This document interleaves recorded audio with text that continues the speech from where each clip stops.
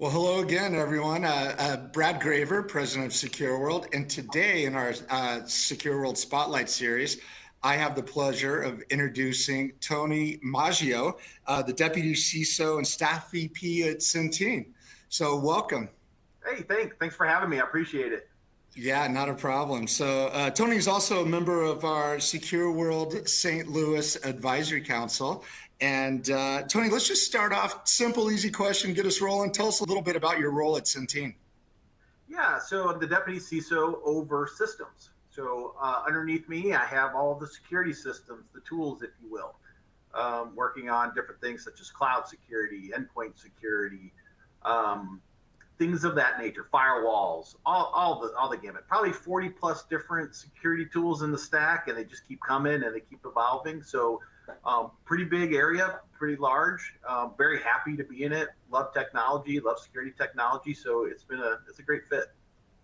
Fantastic. So before Centene, tell us a little bit about your pathway into the industry. Yeah, so it's kind of hard. I've been at Centene for 18 years, and so I was a lot younger when I started Centene. And you might have been able to go to the barber back then. Yeah, yeah. Those days are a little bit over. I'm a home barber, if you will, self-taught. So I actually started security back in 2015 at Centene. Prior to that, was in a lot of development areas, managing them, directing them. Did a lot with business intelligence and financial reporting and things of that nature. Migrated over to security due to the fact that we didn't have an engineering team, and there was an opportunity to go start that area. And so the director of that area, and was able to hire different management staff, different disciplines, start out with architecture, project management, which was really unheard of in the security team at that time, engineering team, and an identity and access management team. At that time, I think I had probably 30 plus employees, and Centene's grown quite a bit since then. Hey, that's fantastic. What intrinsically motivates you in cybersecurity? You know, what kind of value do you get in being in your role as a cybersecurity practitioner that's really on the front lines?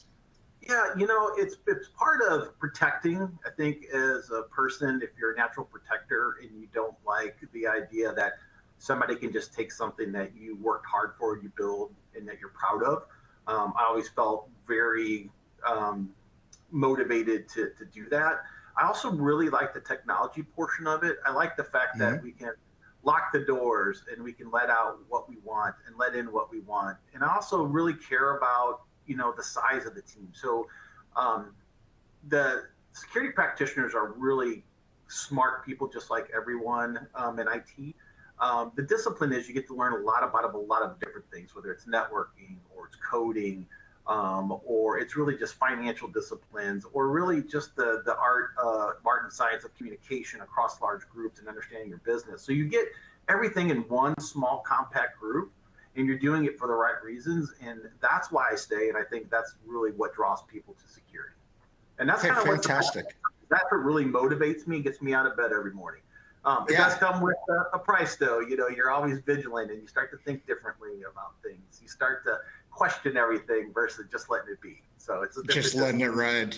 Hey, it's not a bad trade these days. So anyway, well, I appreciate everything you do, and I'm sure Centene does as well. Hey, that leads me into you're part of a very tight-knit St. Louis community in cybersecurity. And you have volunteered to share your knowledge at the SecureWorld St. Louis coming up on September 26th. Let's talk a little bit about your session, what to do when SaaS security fails. So, share with the audience, what they can expect to hear from you during that session.